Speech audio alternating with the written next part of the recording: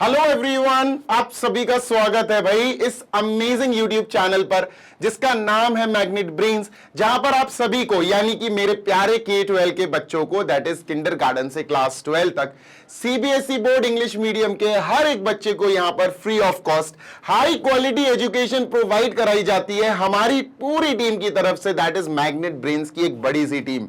और हमारे सारे प्यारे बच्चों को ऐसे पढ़ाया जाता है, इन डेप्थ तरीके से पढ़ाया जाता है, इतने प्यारे तरीके से पढ़ाया जाता है कि बच्चों को कोई भी डाउट नहीं रहता है दोस्त। और अगर डाउट्स आते भी हैं तो हम लाइव डाउट क्लासेस में उनके डाउट्स सॉल्व कर देते हैं।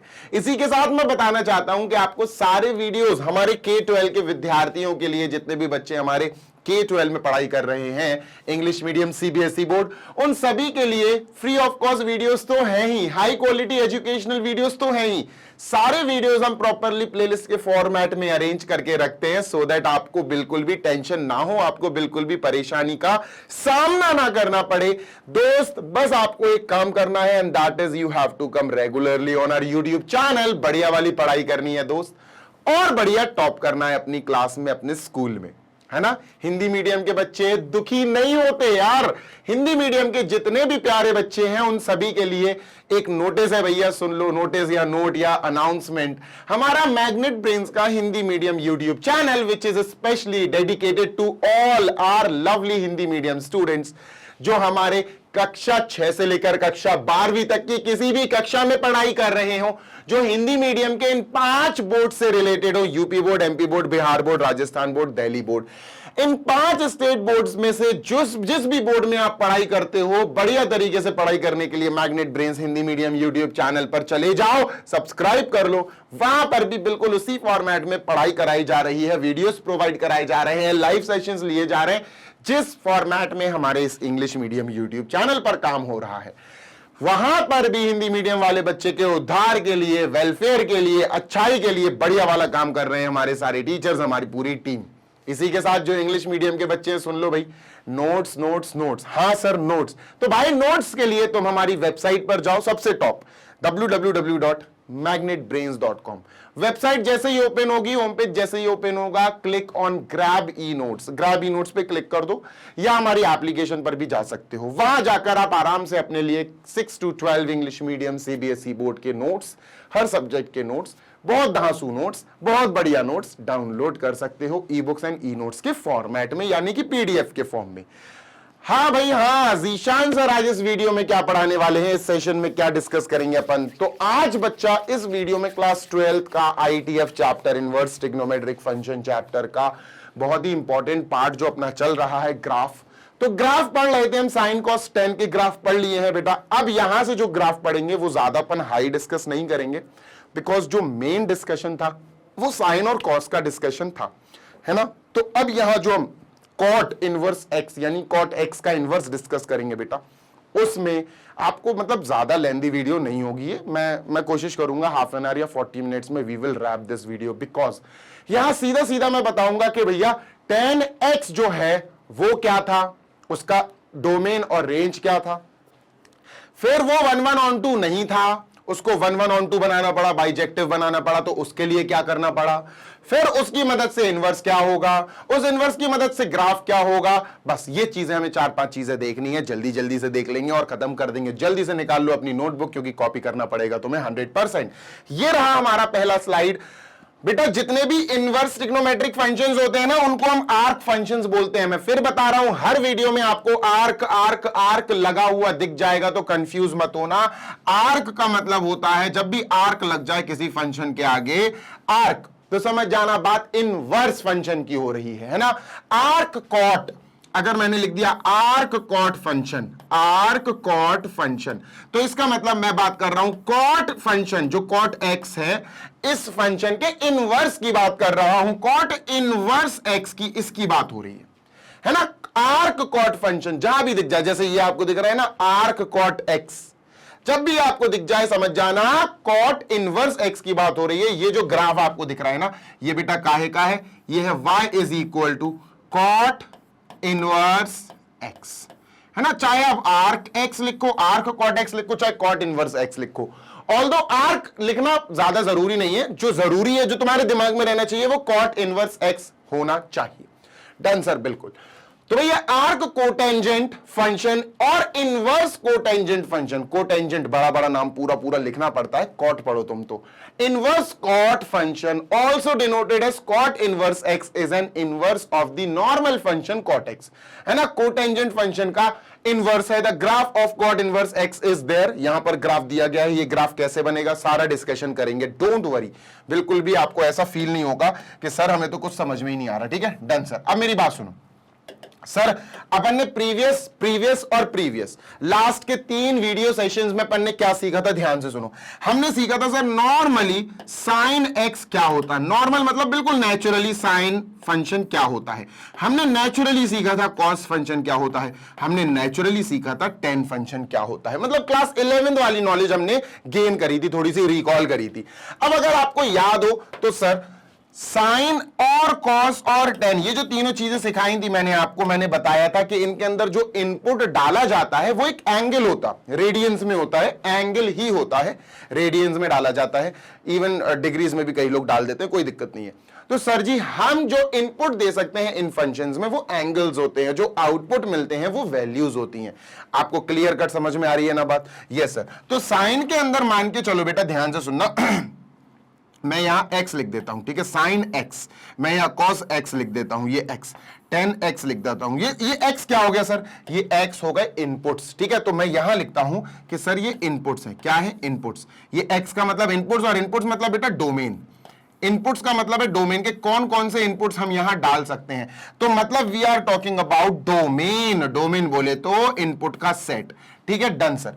अब बात करें बेटा आउटपुट की, यानी रेंज क्या क्या आ सकती है, तो इसकी बात है रेंज, आउटपुट के सेट को हम रेंज बोलते हैं, ध्यान दीजिएगा, ठीक है सर, डन, ठीक है, क्लियर है। तो रेंज को अपन y से डिनोट करते हैं ना, इसको लिख सकते हैं ना बेटा, y is equal to sine x, y is equal to cos x, y is equal to tan x, ऐसा लिख सकते हैं ना। हाँ सर। अब आप कहोगे सर हमें तो पढ़ना कॉट है, आप यहां साइन कॉस टेन पढ़ा रहे हो। नहीं बेटा, साइन कॉस टेन याद दिला रहा हूं कि भैया जो काम यहां हुआ था वही कॉट में करना है, ठीक है सर, बिल्कुल सर जी, 100% श्योर। अब साइन एक्स, नॉर्मल की बात कर रहा हूं मैं भी, साइन एक्स जो था उसके अंदर आप कौन कौन से इनपुट डाल सकते थे, कौन कौन से domain, sir all real numbers, अपन सारे रियल नंबर्स उसमें इनपुट डाल सकते थे। यहां पर आप कोई भी एंगल डाल दो, माइनस का, प्लस का, जितना बड़ा होना चाहिए एंगल उतना बड़ा डाल दो, जितना छोटा करना है उतना छोटा कर दो।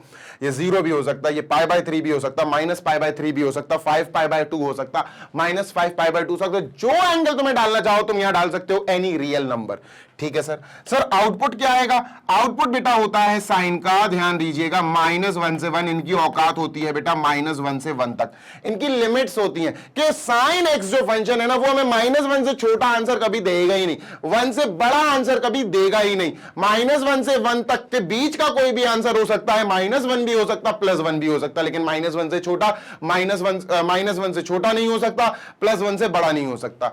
अब बारी है बेटा cos x की। cos x का क्या है, cos x भी जो cos फंक्शन था वो भी बिल्कुल यही काम करता कि सर आप इसके अंदर कोई भी रियल नंबर की वैल्यू पुट कर सकते हो, कोई भी रियल नंबर की वैल्यू पुट कर सकते हो। cos x आपको क्या आंसर दे सकता था, बिल्कुल साइन इसी के जैसा, सब बिल्कुल इसी के जैसा, -1 से 1 तक। इसकी भी बेटा सेम यही होती है, जितनी ताकत है इनकी ये पूरी ताकत लगा देते हैं, लेकिन आंसर बस इतना ही दे पाते, -1 से 1 तक। ना -1 से छोटा आंसर होगा इसका, ना -1 से बड़ा होगा। तो एक बात समझ में आ गई, जो डोमेन होते हैं वो एंगल्स होते हैं और जो रेंज होती है वो वैल्यूज होती हैं। इतनी बात क्लियर है? यस सर क्लियर है। अब 10 की बात कर लेते। देखो 10 क्या था, ध्यान से सुनना, क्योंकि अगर 10 आप अच्छे से समझ गए तब आप कॉट अच्छे से समझ पाओगे, ठीक है, डन। देखो भाई 10 के साथ एक दिक्कत थी, क्या, tan x जो था उसका फॉर्मूला अपन को पता है sin x upon cos x, क्या है sir, sin x upon cos x। इतनी बात क्लियर है? Yes sir. तो tan x भी पता क्या बोल रहा है, tan x कह रहा कि ये जो x है ना, ये जो एंगल है ना इनपुट, यहां आप कोई भी रियल नंबर डाल सकते हो। tan x चिल्ला चिल्ला के कह रहा आप कोई भी रियल नंबर डाल दो, ठीक है, कोई भी रियल नंबर डाल दो, ठीक है सर, कोई भी रियल नंबर डाल दिया। 90 डाल के देखें सर, हाँ, अगर मैंने r लिख दिया तो इसका मतलब tan x अलाउ कर रहा है अपने अंदर सारे रियल नंबर। 90 डिग्री मतलब π/2, क्या मैं इस x की जगह π/2 डाल सकता हूं, ठीक है, x की जगह π/2 डालो, तो tan π/2 सर, क्या tan π/2 is equal to cos π/2 sin π/2 है ना, sin pi by two upon cos pi by two. पक्की बात है? यस सर पक्की बात है। तो मुझे एक चीज समझ में आई कि साइन पाई बाई टू तो चलो 1 है, कॉस पाई बाई टू 0 है। यार ये तो नॉट डिफाइन आ गया। क्या आ गया? 1 अपॉन 0। आपको पता है कोई भी चीज जब 0 से डिवाइड होती है तो वो नॉट डिफाइन हो जाती है। किसी भी फंक्शन को नॉट डिफाइन होने से बचाना हमारा प्राइमरी काम है, हमारी ड्यूटी है। तो इसका मतलब हमें ये समझ में आया कि सर ये जो 10x है ना, ये इसकी जगह पर 90 नहीं रख सकते। क्यों नहीं रख सकते? क्योंकि 90 रखने से 10 पाई बाई टू जो 10x है वो पूरा का पूरा नॉट डिफाइन हो जा रहा है। अब इसको नॉट डिफाइन कर कौन रहा है? कॉस की वैल्यू नॉट डिफाइन कर रही है, कॉस 90 है ना। तो सर क्या मैं ऐसे लिख दूं r minus pi by to, r minus pi by to लिख दूं? हाँ यार, पर अगर मैंने पाई बाई टू की जगह पाई लिखा, पाई मतलब 180 डिग्री लिखा, अगर मैंने यहां पाई लिख दिया 10 pi sine pi upon cos पाई, बेटा कॉस पाई फिर से 0 हो जाएगा। कॉस पाई 0 होता है। जी हां, कॉस पाई 0 होता है। नहीं समझे? बताता हूं होता क्या है। कॉस की जो वैल्यू है ना, कॉस की जो वैल्यू है ना बेटा, ध्यान से सुनना, कॉस 90 क्या होता है सर? कॉस 90 होता है 0। ठीक है। अब कॉस 90 जो है ना, पाई, कॉस जो पाई है ना, जो 90 डिग्री है, अगर मैं पाई में, ध्यान से सुनो, पाई by to, sorry, pi by to जो 90 है उसमें पाई जोड़ दूं, मतलब मान के चलो ये चार अपने क्वाड्रेंट्स हो गए। ठीक है। कॉस 90, कॉस यहां पर क्या है सर? कॉस 90 यहां पर क्या है? 90 डिग्री है ना बेटा, ये 90 0। अगर मैं यहां से यहां तक 90 पे आया और कॉस 0 कह रहा हूं, और अगर मैं यहां से 180 टर्न ले लूं, अगर मैं यहां पहुंच जाऊं बेटा, यहां भी कॉस 0 होगा। मतलब कॉस 90 प्लस पाई या कॉस पाई प्लस 90, कुछ भी दे कह लो आप, कॉस जो है वो पाई बाई टू के ऑड मल्टीपल्स पे क्या करता है सर? वो पाई बाई टू के ऑड मल्टीपल्स पे 0 होता है। मैं फिर बोल रहा हूं, पाई बाई टू या पाई बाई टू में पाई प्लस कर दू, पाई प्लस कर दू, या पाई बाई टू में 2 पाई प्लस कर दू। समझ रहे हो बात को? पाई बाई टू में अगर आप प्लस करते गए, अगर आप 180 डिग्री का आप एज राउंड लेते गए तो कॉस 0 आने वाला है, तय है, पक्की बात है। देखो ये 0 डिग्री है ना, 0, ये है अपना 90 डिग्री यानी पाई बाई टू, ये है अपना पाई, है ना, और ये है अपना 3 पाई बाई टू यानी 260 डिग्री, ये है अपना 2 पाई। डन है सर? बिल्कुल डन है। अब cos 90 0 है, cos 90 0 है, पूरे y एक्सिस पे 0 है, y एक्सिस पे बिल्कुल 0 है। अब यहां पर अगर मैंने 90 cos 90 जो है उसमें पाई जोड़ दिया, मतलब 90 यहां 90 आया, फिर घूम के यहां 90 आ गया, तो सर यहां पर भी cos 0 ही होगा। cos pi by two plus pi होता है cos 3 पाई बाई टू, और 3 पाई बाई टू पे भी cos 0 होता है, cos 0 होता है। नहीं आ रही बात समझ में? नहीं आ रही बात समझ में? आ रही है सर बात? ठीक है। डन है क्या? डन है क्या? बिल्कुल डन है सर, है ना। अब मैं यहां पर जैसे 90 है, 90 में पाई प्लस पाई 2 पाई ऐड कर दूं, लो भैया cos 90 प्लस 2 पाई ऐड कर दूं, लो बेटा, तब भी ये 0 हो जाएगा। cos pi by 2 plus 2 pi is also 0। तो मुझे समझ में आ गई cos जो है वो, ध्यान से सुनना, सिर्फ 90 पे 0 नहीं होता है ना, cos 0 हो रहा है नीचे, इसी चक्कर में पूरा 10 पाई बाई टू नॉट डिफाइन हो जा रहा। तो हम समझ गए कि सर हो ना हो, हमें सारे रियल नंबर्स में से बस उनको हटाना है जो कैसे दिखते हो, जो ऐसे दिखते हो। ध्यान से सुनना बेटा, जो अपन को ऐसे दिखते हो। कैसे sir? 2n plus 1 bracket pi by two, ये हटाना है सर हमें। This we have to write. Sir ये हो जाएगा 10 का इनपुट, 10 का डोमेन, कि सर 10 में हम इतने इतने वैल्यूज रख सकते हैं। ये क्या है? 2n plus 1 pi by to. अरे ये होता है यार, देखो ये होता है पाई बाई टू प्लस n पाई, बस खत्म। ये होता है पाई बाई टू में n पाई ऐड करते जाओ, n पाई ऐड करते जाओ, n पाई की जगह 1 पाई 2 पाई 3 पाई 4 पाई 7 पाई, जो करना है, 0 आता जाएगा। cos की वैल्यू इस पोर्शन पे 0 होती है। अगर इसी में से अपन पाई बाई टू कॉमन ले लें, इसी में अगर अपन पाई बाई टू कॉमन ले लें, पाई बाई टू, तो ये क्या हो जाएगा? ये हो जाएगा बेटा 2n प्लस 1, 2n प्लस 1, ये ऐसा बन जाएगा। ठीक है, 2n plus 1 pi by to. अच्छा, इसका आउटपुट क्या होता है 10 का? 10 का आउटपुट क्या होता है सर? आउटपुट जो 10 का होता है ना, वो ऑल रियल नंबर्स होते हैं, ऑल रियल नंबर्स। 10 आउटपुट हमें कोई भी रियल नंबर दे सकता। अब जब ऐसी बातें हो गई, अब इन सारी चीजों को सिखाने का क्या मतलब है, क्यों आपने याद दिलाई सर ये सारी चीजें? ये याद इसलिए दिलाई बेटा क्योंकि अब अपन कॉट पे आ गए, अपन कॉट एक्स पे आ गए, y is equal to cot x. अब कॉट एक्स में क्या है, ध्यान से सुनना, कॉट एक्स में क्या प्रॉब्लम है सर? कॉट एक्स के अंदर जो आप x डाल सकते हो, जो डोमेन डाल सकते हो और जो रेंज है, वो ध्यान से सुनना बेटा, बहुत तमीज से, बहुत इज्जत के साथ समझना, तभी आपको समझ में आ जाएगा। ठीक है सर, कॉट एक्स के अंदर जो हम इनपुट डाल सकते हैं, बेसिकली सारे रियल नंबर डाल सकते हैं। हाँ, कुछ चीजों को अवॉइड करना पड़ेगा। सारे रियल नंबर्स तो लिख दिया मैंने, पर इनमें से कुछ चीजें छोड़नी पड़ेगी, यानी कि हमें कुछ माइनस करना पड़ेगा। अब क्या माइनस? जैसे अपन ने 10 में हटाया था ना, बिल्कुल वैसे ही। उसके लिए अपन को थोड़ी सी कॉट के बारे में तहकीकात करनी पड़ेगी। कॉट एक्स का फॉर्मूला क्या होता है सर? कॉट एक्स का फॉर्मूला होता है बेटा cause upon sine, cos x upon sine x. ठीक है, अब मेरी बात सुनना बेटा ध्यान से, मैं इसकी जगह कोई भी रियल नंबर डाल सकता हूं एज रिटन ओवर हियर। ठीक है, कोई भी रियल नंबर डाल दो, मतलब कोई भी एंगल डाल दो, माइनस का, प्लस का, जीरो, जो तुम्हें एंगल डालना हो, इनपुट डालना हो, डाल दो। 0 डिग्री डाल के देखें, यानी 0 डाल के देखें, 0 रेडियन, 0 रेडियन और 0 डिग्री एक्स बराबर होते हैं।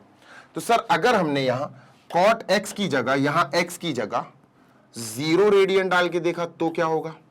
या 0 की जगह, ध्यान से सुनना, या 0 की जगह हमने पाई रेडियन डाल के देखा, पाई है ना, या पाई की जगह हमने 2 पाई डाल के देखा, या 3 पाई, या 4 पाई, या 5 पाई, ऐसे हमने कुछ एंगल्स डाल के देखे, क्योंकि सारे रियल नंबर में तो सब आ जाएंगे। यहां ये डाल के देखो, चलो करके देखते हैं सर। ठीक है, कॉट एक्स की जगह बेटा मैंने सबसे पहले 0 रखा, तो यहां आएगा कॉस 0 अपॉन साइन 0। कॉस 0 होता है बेटा अपना 1 और साइन 0 होता है 0।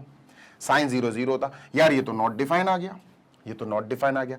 मतलब हम कॉस एक्स में 0 नहीं डाल सकते सर, 0 नहीं डाल सकते। क्यों नहीं डाल सकते 0? क्योंकि अगर हमने 0 डाला तो इनफाइन, नॉट डिफाइन आ रहा है सर। 0 डालेंगे अगर हम तो नॉट डिफाइन आएगा। कॉट 0 की वैल्यू नॉट डिफाइन होती है और हमें नॉट डिफाइन होने से फंक्शंस को बचाना है। बात समझ में आ गई? Yes sir, we have to save functions from getting not defined. हमें नॉट डिफाइन होने से उन्हें बचाना है। तो मैं समझ गया कि सर यहां तो 0 हटाना पड़ेगा, है ना, r माइनस 0। चलो अब मैंने r माइनस 0 लिख दिया, ऑल रियल नंबर्स एक्सेप्ट 0। अच्छा बस 0, अगर मैं चाहूं तो पाई रख के देखूं, चलो सर पाई रख के देखते हैं। चलो 0 तो हटाना ही है, ये बात तो तय है। ठीक है, अब एक काम करते हैं सर, 0 अपन को हटाना है, 0 तो सेलेक्ट नहीं हुआ। पाई देखो, पाई देखते हैं, इसकी जगह पाई लिखा, cos pi upon sine pi. एक बात ध्यान रखना, जो साइन होता है ना वो पाई पे रिपीट करता है, जो साइन होता है वो पाई पे रिपीट करता है, एन पाई पे। एन पाई का मतलब है sine 1 pi, sine 2 pi, sine 3 pi, sine 4 pi, sine 5 pi, सब पे 0 होता है। Always remember, sine n pi बेटा 0 होता है। Sine n pi is always 0।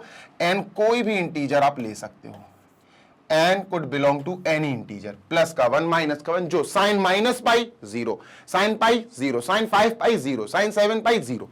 तो मुझे समझ में आ गया कि साइन में यहां अगर मैंने पाई लिख दिया तो ये 0 होगा। कॉस पाई जो भी हो, मुझे ऊपर से कोई मतलब नहीं है, कॉस पाई जो भी हो, नीचे अगर यहां पर 0 आ गया तो ये पूरा हो जाएगा नॉट डिफाइन। तो मैं समझ गया यार ये पाई भी नहीं ले सकते।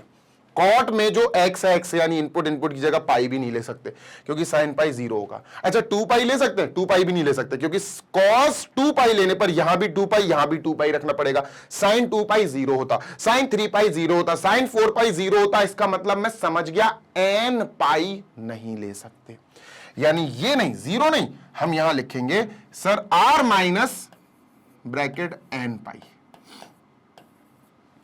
सारे रियल नंबर्स ले लो बस n पाई को छोड़ के। n पाई मतलब 0 डिग्री नहीं ले सकते भाई, n की जगह अगर मैंने 0 लिख दिया तो 0 इंटू पाई तो 0 हो जाएगा। All real numbers but not 0, all real numbers but not 1 पाई। 1 पाई अगर n की जगह 1 रख दिया तो 1 पाई, 2 पाई, 3 पाई। सारे रियल नंबर्स इनपुट रख सकते हैं एक्सेप्ट n पाई। बात क्लियर है? यस सर, है ना, इतनी बात तो हमको क्लियर हो गई होगी। चलो इसको हटाते हैं, और रीजन यही है, साइन। रीजन है साइन, क्योंकि कॉस का फॉर्मूला होता, कॉट का फॉर्मूला होता कॉस अपॉन साइन। नीचे जो साइन एक्स है ना, उसके अंदर जो एक्स जा रहा है, जो एंगल जा रहा है, वो ध्यान से चूज करना है, क्योंकि अगर साइन एक्स 0 बन गया तो दिक्कत हो जाएगी। तो कॉट एक्स पूरा नॉट डिफाइन बन जाएगा, नॉट डिफाइन नहीं बनने देना है। Done sir. इसके बाद बेटा अगर इसकी बात हो गई, इसका इनपुट ये है सर, है ना, कॉट एक्स का इनपुट ये है, आउटपुट क्या होगा, आउटपुट मतलब रेंज, तो सर कॉट एक्स का जो रेंज होता है याद रखिएगा वो ऑल रियल नंबर होता है, बिल्कुल 10 के जैसा, बिल्कुल 10 के जैसा। अब ये हमें नॉर्मली कॉट की डोमेन और रेंज पता चल गई। हमें क्या पता चल गई सर, जो कॉट एक्स है, कॉट एक्स है, ध्यान से सुनना, जो y is equal to cot x है, ये जो फंक्शन है ना, दिस फंक्शन, ये कहां से कहां तक है सर, ये सर ध्यान दीजिएगा बेटा, ये बहुत ध्यान दीजिएगा, ये सारे रियल नंबर, ये सारे रियल नंबर एक्सेप्ट एन पाई, एक्सेप्ट एन पाई, सारे रियल नंबर एक्सेप्ट एन पाई, बस ये हो गया इसका डोमेन। और ये कहां तक जाएगा, इसका आंसर या इसके आउटपुट सारे रियल नंबर आ सकते हैं। ये आंसर आ गया, ये आ गया अपना कॉट पाई, कॉट एक्स की डोमेन डोमेन और रेंज, डोमेन और रेंज। ठीक है सर जी, ये क्या हो गई बेटा, ये हो गई इसकी डोमेन यानी इनपुट वाला पार्ट, और ये रियल नंबर का सेट, ये क्या हो गया, ये हो गया सर फुल रेंज, ये पूरी रेंज हो गई। क्लियर है, हाँ सर क्लियर है, this is domain, this is range. अब मेरी बात सुनो इतनी बात तो क्लियर है सर। अब इस नेचुरल, ये नेचुरल डोमेन है, ये ओरिजिनल डोमेन है, ओरिजिनल फंक्शन कॉट एक्स की, ये नेचुरल डोमेन अगर हम लेकर चलें और अब अपन चेक करें ये फंक्शन जो है ना सर, ये 1 ऑन 2 है कि नहीं है। देखो फाइनली हमें बात करनी है कॉस इनवर्स एक्स की, तो इनवर्स तो भैया cot inverse x, sorry cot inverse x, cot x से ही तो आएगा ना। और अगर हमें कॉट एक्स, भाई आपको पता होना चाहिए कि जब एक फंक्शन 1 ऑन 2 दोनों होता है तब उसको हम इन्वर्टिबल फंक्शन बोलते हैं, तब जाके हम कहते हैं कि हाँ भैया इस फंक्शन का एक इनवर्स फंक्शन होगा, एग्जिस्ट करता है, उसको निकाल लिया जाएगा। लेकिन अगर कोई फंक्शन 1 ऑन 2 हो ही नहीं, तब क्या करते हैं, तब हम कह देते हैं कि भैया ये इन्वर्टिबल नहीं है और इस फंक्शन का इनवर्स पॉसिबल नहीं है निकालना। यही काम अपन को यहां करना है यार। नॉर्मल सी बात है, ध्यान रखना, कॉट एक्स जो है, कॉट एक्स जो है, ये नेचुरल डोमेन पे 1 नहीं है, ये नेचुरल डोमेन पे बेटा 1 नहीं है, नेचुरल डोमेन पे not a 1 function, not a 1 function. ठीक है, ये 1 फंक्शन नहीं है। काहे पे, काहे पे बेटा, काहे पे, ये नेचुरल वाली, नेचुरल डोमेन ये है, ठीक है, ये नेचुरल डोमेन है, नेचुरल डोमेन पे ये 1 नहीं है। और अगर ये 1 फंक्शन नहीं है तो ये 1 ऑन 2 नहीं है, 1 ऑन 2 नहीं है, तो इसका मतलब क्या है बेटा, ये नेचुरल डोमेन पे एक इनवर्टिबल फंक्शन नहीं है, मतलब ये अपना एक इनवर्स हो गई नहीं, इसके लिए इनवर्स हो गई नहीं।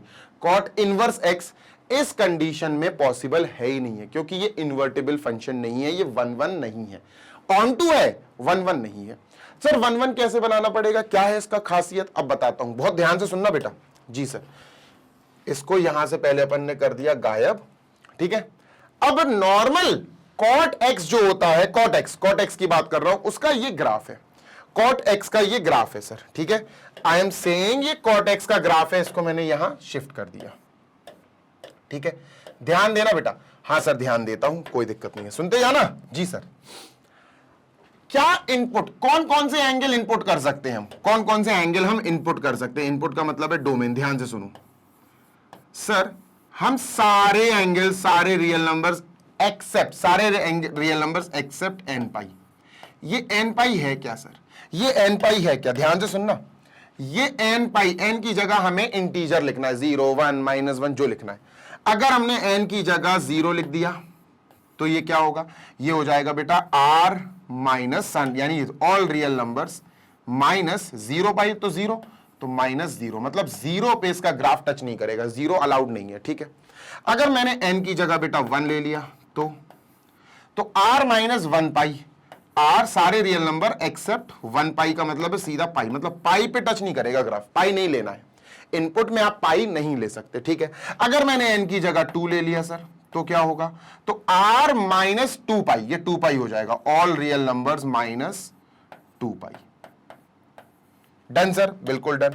अगर मैंने -1 -2 -3 ले लिया तो, अगर मैंने यहां n इज इक्वल टू -1 ले लिया तो क्या होगा सर, r माइनस -1 पाई, क्या बेटा, -पाई, माइनस पाई नहीं लेना। अगर मैंने इनकी जगह एक और इंटीजर ले लिया -2, तो सर -2 लेने पर ये हो जाएगा r माइनस 2 पाई। क्या हो जाएगा बेटा? -2 पाई। ये जो माइनस दिख रहा है ना बेटा, ये वाला माइनस, ध्यान से सुनना, ये जो दिख रहा है ना, इसका मतलब होता है एक्सेप्ट। इसका क्या मतलब होता है? एक्सेप्ट, मतलब इनके अलावा। तो अगर हम इनके ग्राफ को ध्यान से देखेंगे, ग्राफ आपको लर्न होना चाहिए, बिल्कुल रटा होना चाहिए बेटा ग्राफ। अगर हम ध्यान से ग्राफ देखेंगे तो 0 से पाई के बीच में ग्राफ आएगा, 0 पे और पाई पे नहीं आएगा। 0 नहीं ले सकते, पाई नहीं ले सकते, इनके बीच का ले सकते अपन। देखो देखो ध्यान से सुनना, 0 ये है, पाई ये है। अब आप देखो यहां से यहां तक ग्राफ आ रहा है, देखो ये आ रहा है, हाँ सर आ रहा है। देखो लेकिन पाई पे टच नहीं कर रहा, देखो ये डॉटेड लाइन है, इस पे टच नहीं कर रहा और इस पे टच नहीं कर रहा, देखो है ना। पाई पे और 2 पाई पे भी टच नहीं करेगा, 2 पाई भी अलाउड नहीं है, देखो 2 पाई भी अलाउड नहीं है। माइनस का मतलब है एक्सेप्ट 2 पाई। पाई और 2 पाई के बीच में ग्राफ आएगा, पर ग्राफ पाई और 2 पाई दोनों को टच नहीं करेगा। देखो पाई वाली लाइन ये है, पाई ये है, ग्राफ यहां से चल रहा है, देखो यहां से ये आया ना, इसने 2 पाई की लाइन को टच किया ना इसने पाई की लाइन को टच किया। क्यों? क्योंकि 2 पाई और पाई दोनों अलाउड नहीं है, 2 पाई एंड पाई दोनों अलाउड नहीं है। क्योंकि अगर 2 पाई ले लिया या पाई ले लिया तो भाई साहब वहां पर 0 हो जाएगा, अपॉन में 0 हो जाएगा, मतलब फंक्शन नॉट डिफाइन हो जाएगा।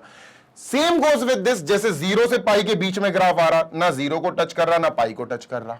पाई से 2 पाई के बीच में ग्राफ आ रहा, ना पाई को टच कर रहा ना 2 पाई को टच कर रहा। ऐसे ही बेटा 0 और माइनस पाई के बीच में ग्राफ आएगा, 0 और माइनस पाई, 0 ये है माइनस पाई ये है, इन दोनों के बीच में ग्राफ आएगा, पर इन दोनों को ही वो टच नहीं करेगा। देखो देखो, ना इस रो को टच किया ना इस रो को टच किया।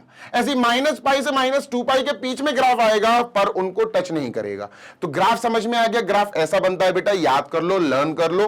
अब इस ग्राफ को अगर हम बेटा एक हॉरिजॉन्टल लाइन टेस्ट से पास करें, अगर हम इस ग्राफ से कहें कि भैया ग्राफ तुम एक काम करो, एक हॉरिजॉन्टल लाइन टेस्ट दे दो, HLT। हॉरिजॉन्टल लाइन टेस्ट पता क्या होता है? एक फंक्शन को 1-1 फंक्शन है या नहीं ये चेक करने के काम आता है।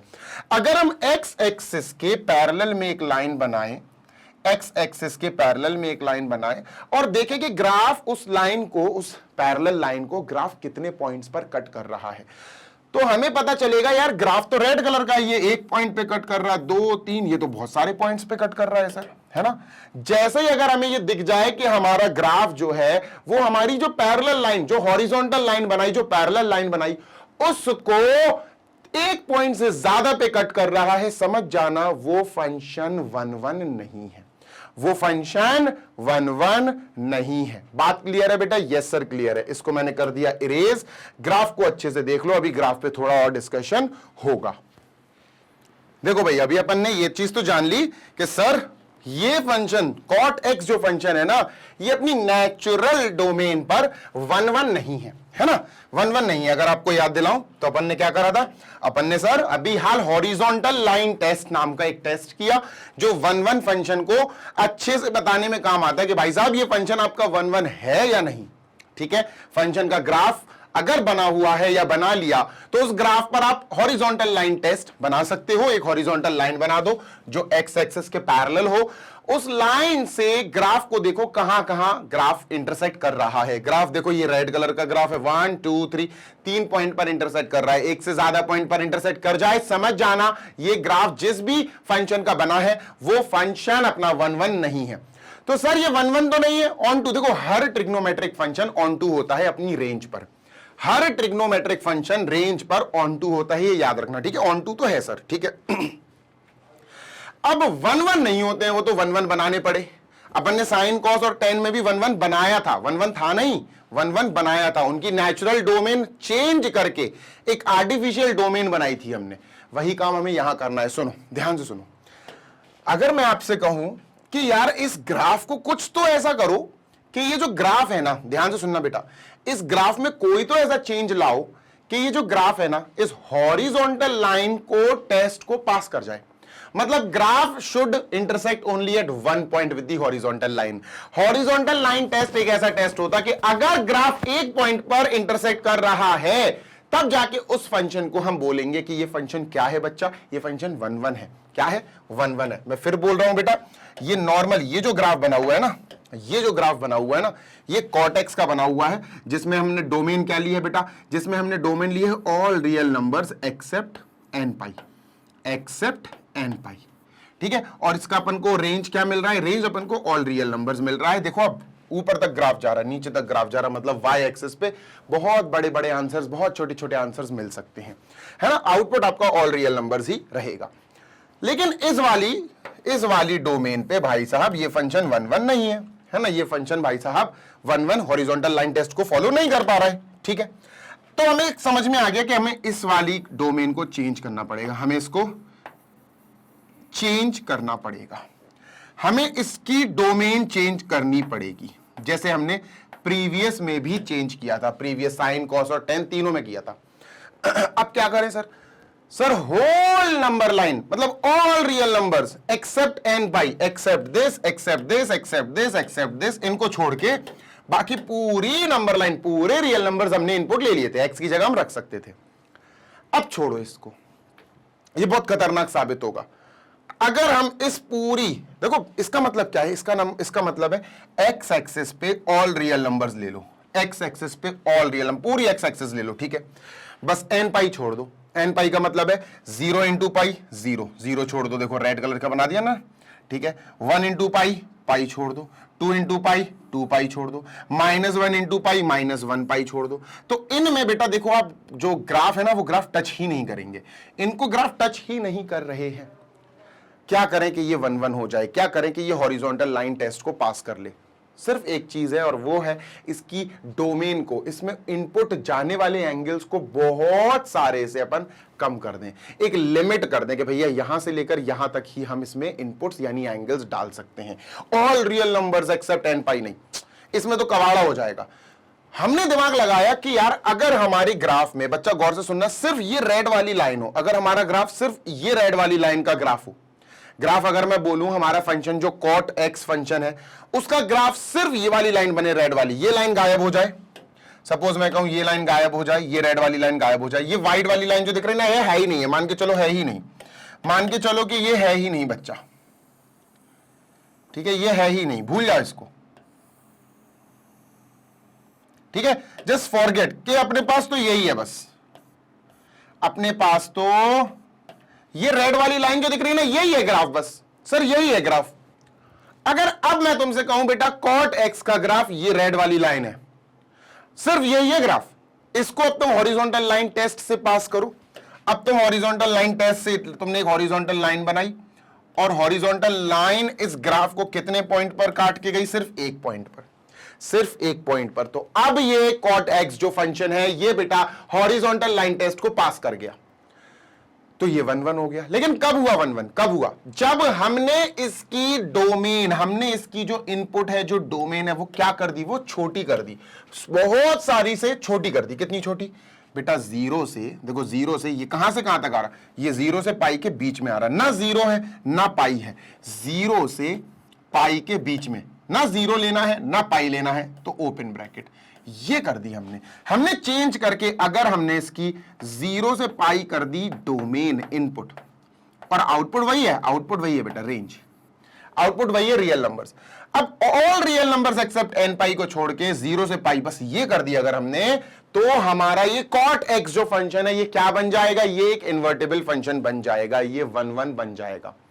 सब कुछ डिलीट करके, इरेज करके मैं तुम्हें बस इतना बताना चाहता हूं, ध्यान से सुनना, अब जो लिख रहा हूं वो तुम्हें लिखना भी चाहिए। क्या बेटा? Number 1, point number 1, y is equal to cot x जो है sir, y is equal to cot x जो है सर, इसकी नेचुरल डोमेन जो होती है ना, नेचुरल डोमेन,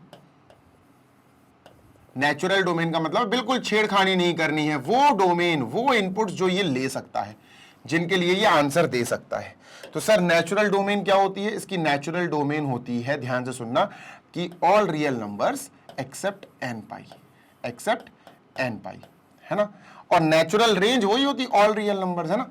रेंज अपन को, नेचुरल रेंज अपन को पता ही है, रेंज में कोई चेंज नहीं होता, है ना। रेंज मतलब वही आउटपुट कि भैया क्या क्या आंसर में आउटपुट दे सकती है ये। ठीक है, डन सर। क्या है सर? All real numbers. ये आंसर में हमें ऑल रियल नंबर्स दे सकती है। ठीक है, डन सर। लेकिन ये इस नेचुरल रेंज में, नेचुरल डोमेन में, इस नेचुरल डोमेन में ये जो कॉर्टेक्स है ये अपना 1 1 नहीं है, क्योंकि ये हॉरिजॉन्टल लाइन टेस्ट को पास नहीं कर पाया था, है ना। तो अपन क्या कहेंगे? With natural domain, with natural domain of y is equal to cot x. y is equal to cot x की जो नेचुरल डोमेन है, अगर नेचुरल डोमेन के साथ देखा जाए, with natural domain y is equal to cot x, function is not 1 1। Function 1 1 नहीं है, फंक्शन इज नॉट 1 1। ये फंक्शन 1 1 नहीं है, क्योंकि ये हॉरिजॉन्टल लाइन टेस्ट को पास नहीं कर रहा था ना। इस फंक्शन की इस नेचुरल डोमेन और इस रेंज पर ये इसका पूरा ग्राफ है, जिसमें ये है इसका ग्राफ, ये है और ये तीनों लाइंस इसकी ग्राफ है। ठीक है, ये तीनों इसकी ग्राफ है। ये वाली देखो ग्रीन लाइन, ये देखो इसकी ग्रीन लाइन, और ये देखो बेटा इसकी ग्रीन लाइन। ठीक है, ये सारी ग्रीन लाइंस इसके ग्राफ हैं। अब यहीं पर अगर मैं हॉरिजॉन्टल लाइन टेस्ट करूं, एक एक्स एक्सिस के हॉरिजॉन्टल लाइन बना लूं, यानी पैरेलल लाइन, तो क्या पता चलेगा? पता चलेगा कि सर ये लाइन तो इस ग्राफ को 3 पॉइंट्स पर कट कर रही है, 1 पॉइंट से ज्यादा है। तो मैंने बोल दिया कि ये हॉरिजॉन्टल लाइन टेस्ट को पास नहीं कर सका, इसलिए ये 1 1 नहीं है। लेकिन हमें तो 1 1 बनाना है यार, हमें तो 1 1 बनाना है। अगर हम 1 1 नहीं बना पाएंगे तो जो कॉर्टेक्स है वो कॉट इनवर्स एक्स नहीं दे पाएगा। तो फिर हमने क्या करा? हमने एक दूसरी लाइन लिखी। ठीक है, हमने एक दूसरी लाइन लिखी। ठीक है, यही फंक्शन लिखा। फंक्शन सेम है, y is equal to cot x. Function बेटा सेम है, लेकिन इस बार हमने क्या करा? इस बार हमने मॉडिफाइड डोमेन, डोमेन को मॉडिफाई कर दिया। मॉडिफाइड डोमेन, डोमेन को हमने क्या करा? छोटा कर दिया, है ना। मॉडिफाइड डोमेन, और रेंज तो वही है, रेंज में कोई कमी नहीं है, रेंज वही है बेटा। रेंज यानी आउटपुट का सेट चेंज नहीं होगा। तो मॉडिफाइड डोमेन क्या है सर? ध्यान से सुनना। इसकी अभी डोमेन थी रियल नंबर माइनस एन पाई। अब जो डोमेन है सर, हमने वो उसको मॉडिफाई कर दिया 0 से पाई। 0 और पाई के बीच में, नॉट 0 से पाई, बिटवीन 0 एंड पाई। मतलब हमने जो अपना ग्राफ देखना है वो हमें सिर्फ 0 से पाई के बीच ही देखना है। अब हमारे लिए ये जो व्हाइट लाइन ग्राफ की है ये यूजलेस हो गई, ये जो व्हाइट लाइन है ग्राफ की ये यूजलेस हो गई। हमें उससे कोई मतलब नहीं है, क्योंकि वो अब इस फंक्शन का ग्राफ है ही नहीं। ये लाइन, ये लाइन, ये लाइन, ये तीनों, चारों, पांचों जितनी भी लाइंस ग्राफ की बन रही वो इस वाली डोमेन पे बन रही थी। इस डोमेन पे बेटा जो हमारा मेन ग्राफ बना वो ये है, बस ये है। समझे क्या? बस ये हमारा मेन ग्राफ की लाइन है। अब अगर मैं इसको हॉरिजॉन्टल लाइन टेस्ट से निकालता हूं तो ये एक हॉरिजॉन्टल लाइन बना। ये देखो इस ग्राफ को सिर्फ 1 पॉइंट पर कट कर रही है। अब तुम ये मत कहना सर इसको भी तो 1 पॉइंट पे कट कर रही, ये देखना ही नहीं है। दे आर यूजलेस, वो हमारे ग्राफ का हिस्सा है ही नहीं है। अब समझ गए? ये सर समझ गए। तो क्या समझ में आया सर? समझ में ये आया कि अगर हमने 0 से पाई ले ली, डोमेन सेट कर ली, डोमेन हमने फिक्स कर ली कि भैया हम तो 0 से पाई ही लेंगे कॉटेक्स के लिए, तब उस कंडीशन में हमारा फंक्शन क्या हो जाएगा? हमारा फंक्शन 1 1 हो जाएगा। हमारा फंक्शन क्या हो जाएगा? देयरफॉर विद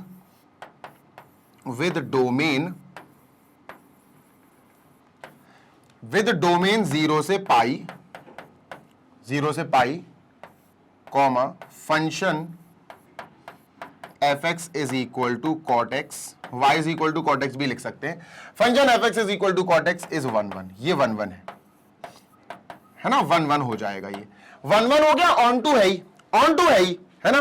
तो इसमें ये 1 1 नहीं है, इस पे ये 1 1 है, ऑन टू है ही, इधर भी ऑन टू है, इधर भी ऑन टू है, बस यहां 1 1 नहीं था।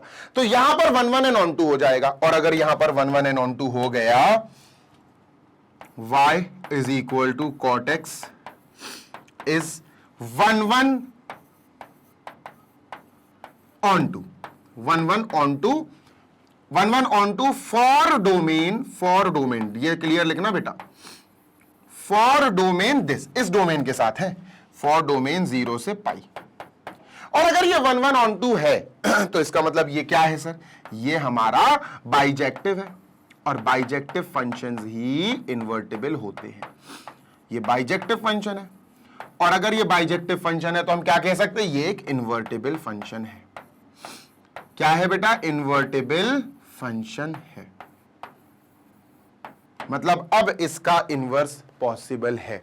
तो मतलब बेटा जो y is equal to cot x है, this will have its inverse. This function will have an inverse, will have an inverse function. एक इसका inverse function होगा, will have an inverse function. अब यहां से हमें तीसरा पॉइंट समझ में आया सर, तीसरा पॉइंट 1 2 हो गया, अब तीसरा पॉइंट कि सर अब जाके हम कह सकते हैं कि हाँ एक फंक्शन होगा y is equal to cot x का इनवर्स कॉट इनवर्स x, ऐसे लिखते हैं कॉट इनवर्स x. अब आया बेटा हमारा हीरो कॉट इनवर्स x, है ना. अभी तक अपन कॉट x की बात कर रहे थे. Now we will discuss cot inverse x. जल्दी से कॉपी कर लो सो दैट अपन इसको जल्दी से इरेज करें और कॉट इनवर्स x का 10 मिनट और डिस्कशन करें.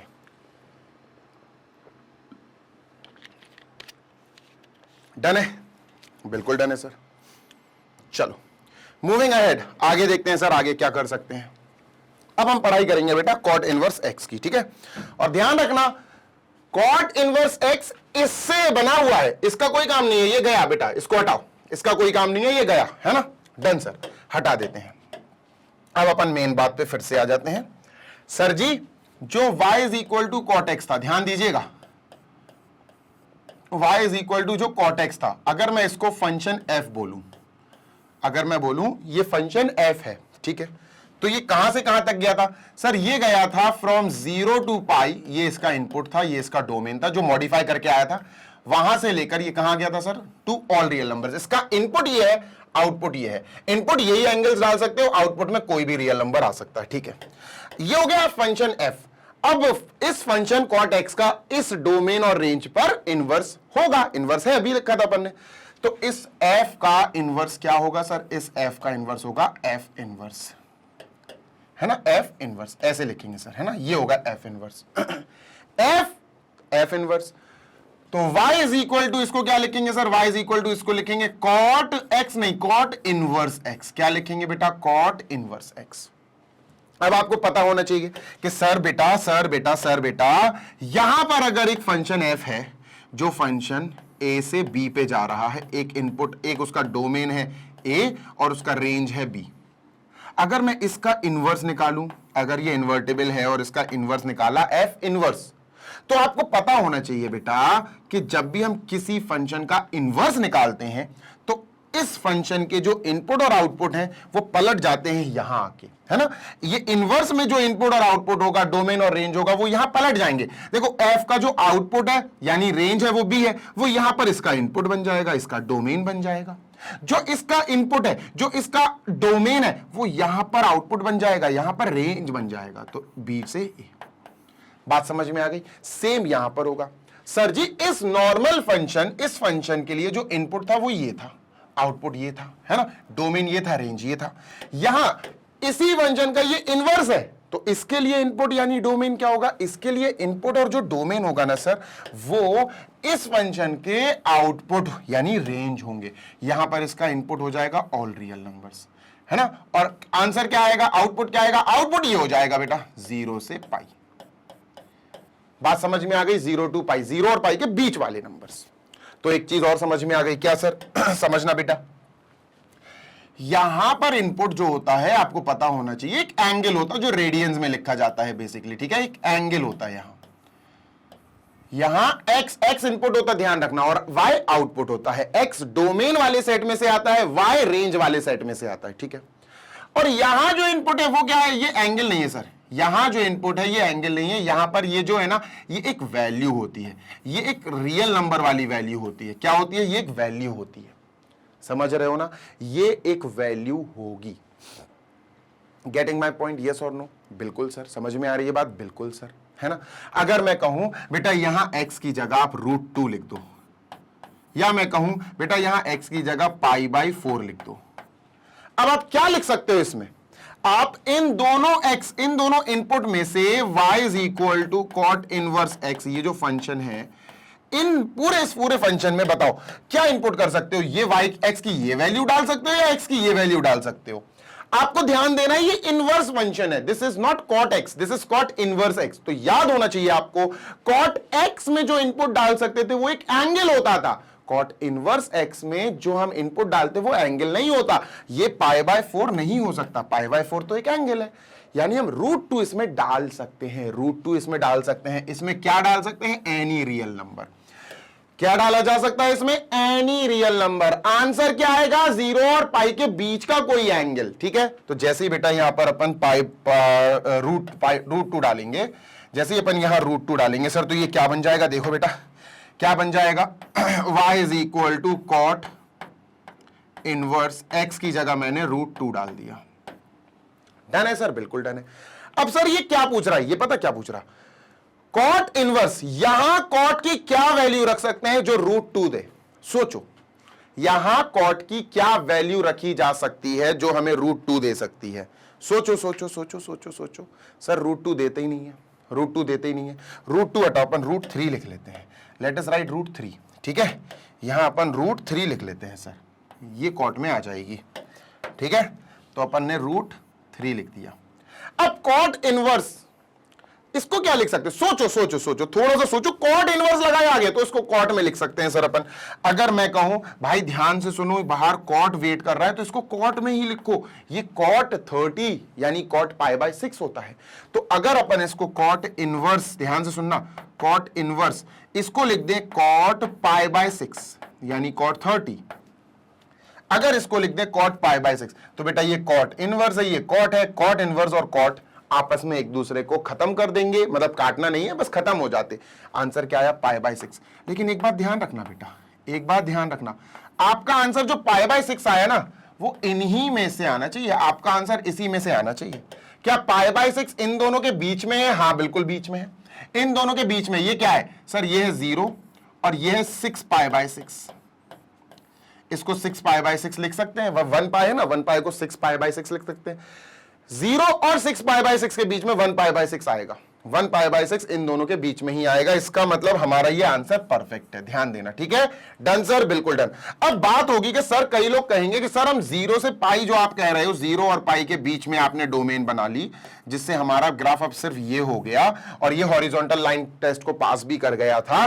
सर हम क्या हम -π से 0 नहीं ले सकते? अगर हम -π से 0 ले लें तो ये हमारा ग्राफ हो जाएगा, ये ग्राफ खत्म हो जाएगा, ये ग्राफ खत्म हो जाएगा, हॉरिजॉन्टल लाइन टेस्ट को भी पास कर जाएगा। देखो, है ना? तो सर -π से 0 भी तो लिख सकते हैं हम 0 से पाई ही क्यों लिख रहे हैं? -π से 0 भी तो लिख सकते हैं, बिल्कुल लिख सकते हैं। लेकिन एक बात ध्यान रखना, प्रिंसिपल वैल्यू ब्रांच। क्या sir? Principal value branch. Principal value branch की अगर हम बात करें तो वो क्या होता है? 0 से पाई, पाई से π/2, है ना, -π से पाई। इनमें से आप कोई भी ले सकते हो, इनमें से आप कोई भी ले सकते हो। आप ये ले लो, ये ले लो, तो आपका ग्राफ सिर्फ ये बन जाएगा। ठीक है सर, है ना? आप 0 से पाई ले लो तो आपका ग्राफ ये बन जाएगा, या पाई से 2π ले लो तो आपका ग्राफ ये कहलाएगा। लेकिन लिया जो है ना मैथमेटिशियंस ने, वो यही लिया, बस यहां से लेकर यहां तक इसी को सेलेक्ट कर लिया उन्होंने। अब उन्होंने अगर सेलेक्ट कर लिया तो कोई रीजन होगा, इसीलिए अपन को भी प्रिंसिपल वैल्यू ब्रांच ही सेलेक्ट करनी है डोमेन में। तो डोमेन में जो डोमेन सेलेक्ट किया जाता है, पहले तो डोमेन क्या था? पहले डोमेन सर पूरा था, ये पूरी रियल नंबर लाइन थी एक्सेप्ट n π। याद है ना कॉर्टेक्स का डोमेन क्या था? Natural domain, pi real number r minus n π, यही था। लेकिन मैंने उसको चेंज कर दिया, अपन ने चेंज कर दिया, क्योंकि वो 1 1 नहीं था, 1 1 नहीं था तो वो 1 1 ऑन टू यानी बाइजेक्टिव नहीं बन रहा था, इन्वर्टेबल नहीं बन रहा था, इन्वर्स नहीं आता। तो उसमें अपन ने क्या करा? अपन ने r माइनस n π से चेंज करके ये कर दिया, 0 से पाई कर दिया, है ना? 0 से पाई कर दिया, 0 से पाई करा, पाई से 2π भी कर सकते थे, -π से पाई भी कर सकते थे, लेकिन 0 से पाई इसलिए किया क्योंकि ये चीज हमारे मैथमेटिशियंस ने डिसाइड कर दी कि भाई साहब यही प्रिंसिपल वैल्यू ब्रांच है। इन सारे सेगमेंट्स में इसी को सबसे ज्यादा इंपॉर्टेंस देंगे। मतलब -π से 0 भी वही काम कर रहा है जो 0 से पाई कर रहा है, जो काम 0 से पाई कर रहा है वही काम -π से 0 भी कर रहा है, पाई से 2π भी कर रहा है। तो फिर हमने इसको इसीलिए सेलेक्ट किया था क्योंकि ये प्रिंसिपल वैल्यू ब्रांच है। मैं फिर बोल रहा हूं, this is principal value branch for domain, right? Yes sir. तो अभी अपन को ये चीज समझ में आ गई। अब अपन चलते हैं ग्राफ पे और ग्राफ समझ के खत्म करते हैं। ये रहा बेटा ग्राफ, ये रहा बेटा ग्राफ, है ना? यहां क्या सेलेक्ट हुआ था? यहां सर ये वाला ग्राफ खत्म हो गया था, ये वाला ग्राफ खत्म हो गया था, हमें उनको ध्यान में नहीं रखना था, हमारा सिर्फ ग्राफ ये था। हमारा ग्राफ सिर्फ ये था, कुछ नहीं करना है। अगर आपको y is equal to cot x का ग्राफ याद है तो y is equal to cot inverse x का ग्राफ भी आप आराम से बना सकते हो। ये y is equal to cot inverse x का ग्राफ है। बोलो कैसे? देखो ऐसे, ध्यान से सुनना। y is equal to cot x, इसका जब ग्राफ बना, इसका ये जो पूरा ग्राफ है, ये जो पूरा ग्राफ है, जब मैं ये रेड लाइन नहीं, अगर मैंने ये हाईलाइट नहीं करी तो ध्यान देना, अगर मैंने ये हाईलाइट नहीं करा तो मेरे लिए अभी ये क्या है? ये अभी मेरे लिए क्या है बेटा? ये अभी मेरे लिए है, इसका डोमेन रियल माइनस एन पाई है, रियल माइनस एन पाई है, और इसका जो रेंज है वो ऑल रियल नंबर्स है, जो कि 1 1 नहीं है, ये 1 1 नहीं है। फिर अपन ने क्या किया? फिर अपन ने सर चेंज किया, फिर अपन ने चेंज करा इसका डोमेन, है ना। फिर अपन ने r माइनस एन पाई को हटा के क्या कर दिया सर? r माइनस एन पाई को हटा के हमने यहां पर, ध्यान से सुनना, हमने यहां पर कह दिया कि यार 0 से पाई लेंगे हम, तो बस बात खत्म। 0 और पाई के बीच वाले एंगल्स लेंगे, और आउटपुट वही है, आउटपुट वही है, ऑल रियल नंबर्स है ना, आउटपुट वही है। समझ गए? ये सर समझ गए। अब हमने जब ये लिखा तो अब मुझे इस वाले फंक्शन का, इस वाले फंक्शन का इस डोमेन और इस रेंज पर अगर ग्राफ दिखाना है, ग्राफ यही रहेगा, बस मैं यहां हाईलाइट कर दूंगा, बस मैं यहां पर ये वाला ग्रीन कलर से हाईलाइट कर दूंगा कि यही मेरा ग्राफ है, यही मेरा ग्राफ है। मैंने बस हाईलाइट कर दिया। क्यों? क्योंकि मुझे 0 और पाई के बीच वाली को मतलब है, बीच वाले से मतलब है, तो 0 और पाई ये है सर, इन दोनों के बीच में ग्राफ यही बन रहा है, तो हमारे लिए अब graph y is equal to cot x का यही होगा। अब बात करते हैं y is equal to cot inverse x, y is equal to cot inverse x. यहां क्या होगा? कुछ नहीं सर, ये यहां और ये यहां, बस इतना चेंज है, बस इतना सा चेंज है सर। इसका इनपुट होगा ऑल रियल नंबर, आउटपुट होगा 0 से पाई, ये भी मैंने आपको सिखा दिया है ना। ये यहां और ये यहां, इसमें क्योंकि ये इसका इनवर्स है, ये इसका इनवर्स है, ठीक है, ये एक दूसरे के इनवर्स है, ये इसका एक दूसरे के इनवर्स है, ठीक है सर। अब ये नहीं है इसका ग्राफ ये है, पर इसका ग्राफ ये नहीं है। अब क्यों नहीं है? एक छोटा सा चेंज होता है सर, एक छोटा सा चेंज होता है। यहां इनपुट हमेशा याद रखना एक्स एक्सिस पे होता है ना, एक्स एक्सिस पे हमेशा इनपुट शो किया जाता है, और आउटपुट वाई एक्सिस पे शो किया जाता है। आउटपुट किस पे शो किया जाता है बेटा? वाई एक्सिस पे, ठीक है। यहां इनपुट डोमेन क्या है? एंगल्स हैं। तो देखो एक्स एक्सिस पे इनपुट पे अपन ने एंगल्स दिखाई, देखो 2 पाई, 3 पाई बाय 2 पाई, है ना, ये एंगल्स दिखाई एक्स एक्सिस पे। एक्स एक्सिस पे हमेशा क्या होता है बेटा? एक्स एक्सिस पे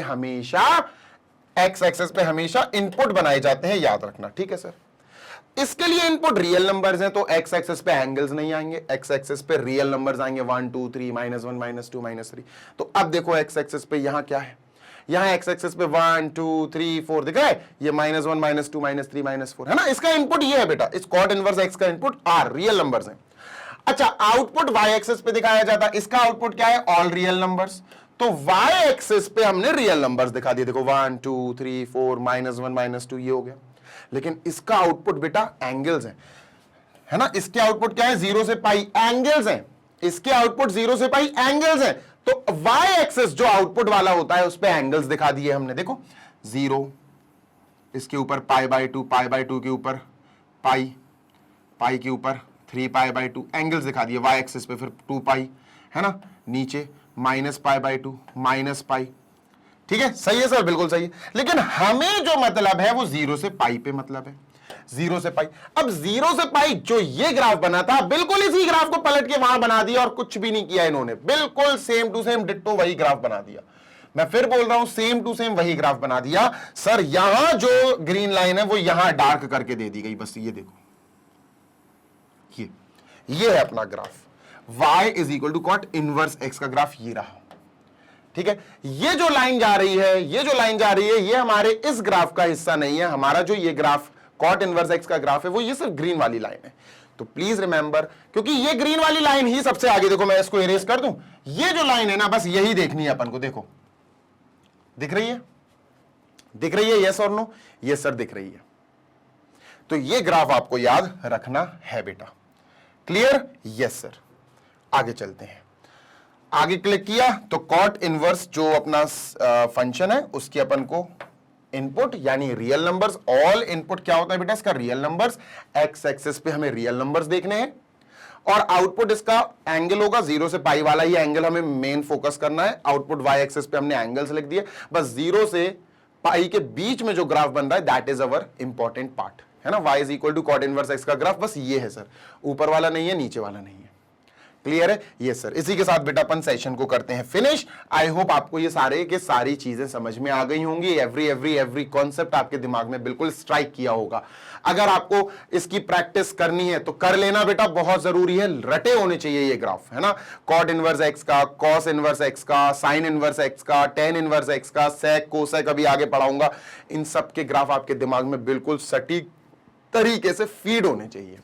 क्लियर है? हाँ सर क्लियर है। अगर सेशन अच्छा लगा हो तो लाइक जरूर कर देना, ग्राफ की प्रैक्टिस जरूर कर लेना, बना बना के, बहुत इंपॉर्टेंट है ग्राफ, सारे ग्राफ आपके दिमाग में प्रिंट होने चाहिए।